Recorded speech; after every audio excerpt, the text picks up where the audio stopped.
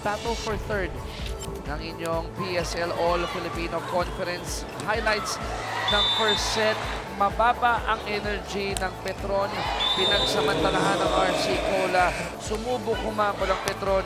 Pero mga ganyang palo nila Nene Bautista, ang mga smart plays na kanilang ginagawa, ang dahilan kung ba't nila nakakuha yan 25-18. Dahil babagal yung start ng Petron, nagkaroon ng opportunity ang RC Cola gumawa ng iba-ibang plays. Pero sila mga combination plays that succeeded. Set 2 highlights po natin.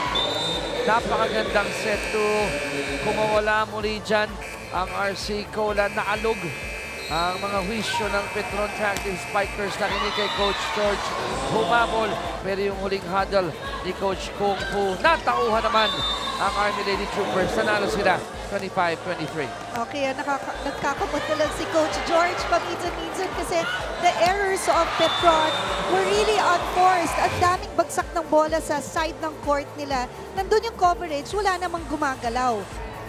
Wow, what a set number 3. Ating napanood, ang daming challenges, ang daming confusion, ang daming stoppage at nawala ng usok. Nakaisang Petron 25-21. Yung ang RC Cola, they started very aggressive. Nakuha nila ang first 2 sets. Pero ayaw pabayaan ng Petron na matalo sila in straight sets for the battle for third. And that's why they had more energy in this third set. They had combination plays. Sets Molina drove a wicked hand in the open. Lahat ng drama nangyari na here in set number 4. Ipinagpatuloy ng Petron yung kanilang magandang ipinakita ng set 3. They rode on the momentum and they won set number 4, 25-19.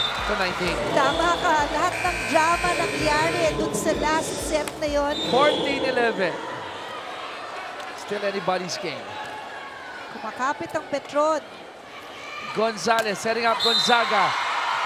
Gonzaga, the captain, will end it for RC Cola Army Lady Troopers. They bagged third place, getting set number 5, 15-11.